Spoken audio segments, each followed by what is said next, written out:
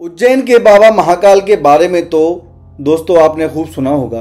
संभवतः आप उज्जैन गए भी हों या जाने का विचार कर रहे हो, लेकिन शायद आपको ये नहीं पता है कि उज्जैन से कुछ किलोमीटर की दूरी पर ही भगवान शंकर का एक और ज्योतिर्लिंग स्थापित है, जिसे ओमकारेश्वर के नाम से जाना जाता है।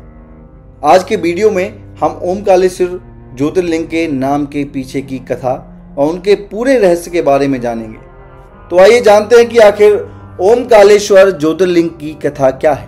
मध्य प्रदेश के खंडवा जिले में स्थित ओमकारेश्वर ज्योतिर्लिंग 12 ज्योतिर्लिंगों में से एक है, जो 2 मंदिरों ओमकारेश्वर और अमरेश्वर में विभाजित है। ओमकारेश्वर का अर्थ है ओमकार या ओम ध्वनि के भगवान और अमरेश्वर का अर्थ है अमरता के भगवान। पुराणों में इस पवित्र स्थान का उल्लेख एक निवास योग्य एवं आध्यात्मिक स्थान के रूप में किया गया है। एक कथा के अनुसार इक्ष्वाकु वंश के सम्राट मांधाता के 2 पुत्रों ने घोर तपस्या करके भगवान शिव को प्रसन्न किया था, जिसके उपरांत इस पर्वत को मांधाता पर्वत भी कहा जाता है।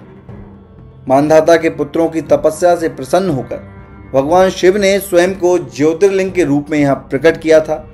वहीं एक अन्य कथा के अनुसार विंध्य पर्वत ने भगवान शिव से कठोर तपस्या करके विंध्य को अपना निवास स्थान बनाने की प्रार्थना की थी। ऐसा माना जाता है कि विंध्य पर्वत मेरू पर्वत से भी ऊंचा होना चाहता था, इसलिए उसने भगवान शिव की तपस्या की थी। तपस्या से प्रसन्न होकर भगवान शिव ज्योतिर्लिंग के रूप में प्रकट हुए और विंध्य पर्वत की इच्छा पूरी की थी। वहीं देवताओं और ऋषियों के कहने पर भगवान शिव ने लिंग को 2 भागों में विभाजित कर दिया था, जिसमें एक ओमकारेश्वर में है और दूसरा अमरेश्वर या ममलेश्वर में है। इसलिए जब भी भक्त मांधाता आते हैं तो इन दोनों मंदिरों के दर्शन अवश्य करते हैं। यहाँ एक दूसरे के निकट 2 शिव मंदिर स्थित हैं और दोनों ही भक्तों के लिए प्रसिद्ध तीर्थ स्थल हैं। मुख्य भूमि पर अमरेश्वर ज्योतिर्लिंग और एक द्वीप पर ओमकारेश्वर स्थित हैं। ऐसा कहा जाता है कि मांधाता द्वीप, जिस पर ओमकारेश्वर ज्योतिर्लिंग स्थित है, पवित्र ओम चिन्ह के आकार का है। इस मंदिर में पंचमुखी गणेश और अन्नपूर्णी की मंदिर भी स्थित हैं। मध्य प्रदेश के खंडवा जिले में नर्मदा नदी के तट पर मांधाता या शिवपुरी नामक द्वीप पर ओमकारेश्वर ज्योतिर्लिंग स्थित है।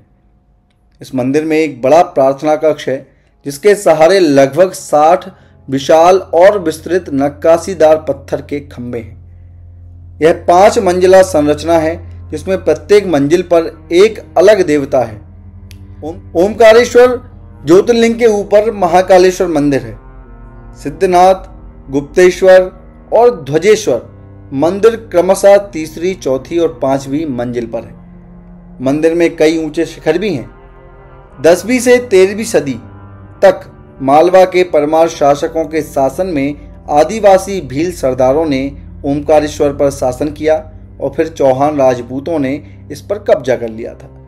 18वीं शताब्दी में मराठों ने इस पर कब्जा कर लिया और कई मंदिरों का निर्माण और जीर्णोद्धार कराया था। ये कथा थी ओमकारेश्वर ज्योतिर्लिंग की। आपको ये कथा कैसी लगी, कमेंट करके हमें ज़रूर बताएं। सभी 12 ज्योतिर्लिंगों की धार्मिक कथा जानने के लिए चैनल को सब्सक्राइब करें और वीडियो को लाइक व शेयर करना ना भूलें।